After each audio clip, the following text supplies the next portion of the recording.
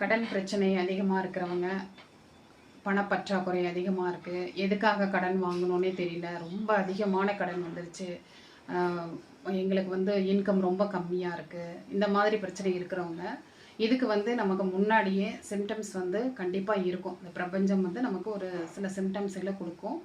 அதில் மெயினாக பார்த்தீங்கன்னா, இப்போது நம்ம ஒளி கிரகங்கள் அப்படின்னு சொல்லக்கூடிய சூரியன், சந்திரன் சொல்லுவோம். இதில் ரெண்டுமே 2 கிரகங்களுமே நமக்கு நல்ல பணத்தை கொடுக்கக்கூடிய கிரகங்கள் தான். இதில் பார்த்தீங்க அப்படின்னா, சூரியன் வந்து வலது கண் அப்படின்னு சொல்லுவோம், சந்திரன் இடது கண்ணுக்கு சொல்கிறோம்.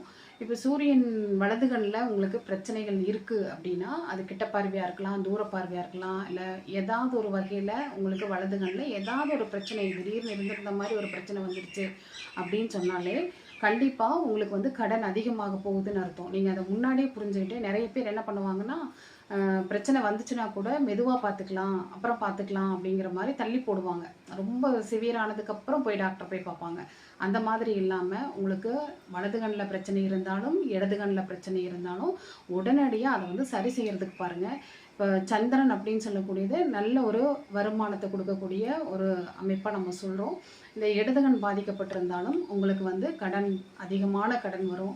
ஏன்னா ஜாதகத்தில் சந்திரன் கெட்டுருச்சு அப்படின்னு சொன்னாலே உங்களுக்கு இந்த வருமான பிரச்சனை, சந்திரன் முடக்காயிருச்சு, இதெல்லாம் வந்து உங்களுக்கு பெரிய அளவில் உங்களுக்கு கடன் பிரச்சனை அப்படிங்கிறது இருக்கும்.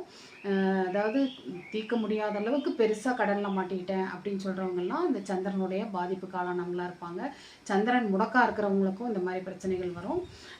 இவங்க வந்து இவங்களுக்கும் இந்த மாதிரி இடது கண்ணில் பார்வை கோளாறாக இருக்குது, இல்லை திடீர்னு ஏதாவது ஒரு பிரச்சனை வந்திருக்கு அப்படின்னா கண்டிப்பாக அதை சரி பண்ணிக்கோங்க. அதே மாதிரி சந்திரனுடைய அம்சமாக வீட்டில் கழிப்பறையை சொல்லுவோம். இந்த கழிப்பறை வந்து தண்ணீர் அதிகமாக நம்ம எங்கெல்லாம் பயன்படுத்துகிறோமோ அந்த இடங்கள்ல அந்த தண்ணீர் கெடாமல், அதாவது தண்ணி தேங்கி நின்று அதனுடைய நல்ல தன்மை மாறி போகுது அப்படின்னாலே அது சந்திரன் கெட்டதுக்கு நமக்கு ஒரு அறிகுறி தான். கழிப்பறை சுத்தமாக வச்சுருக்காமல் இருந்தீங்கனாலும் அந்த வீட்டில் பண வருமானம் அப்படிங்கிறது குறைவாக தான் இருக்கும். அப்போ அதையும் சரி பண்ணுங்கள். அதே மாதிரி நம்ம வந்து சந்திரனுடைய காரகத்துவத்தை வந்து நம்ம நல்லா அதிகப்படுத்தணும் அப்படின்னு சொல்லும்போது அதற்குண்டான ஒரு எளிய பரிகாரம். ஆனால் அந்த காலத்தில் வந்து நிறைய பேர் இதை வந்து பயன்படுத்தினாங்க.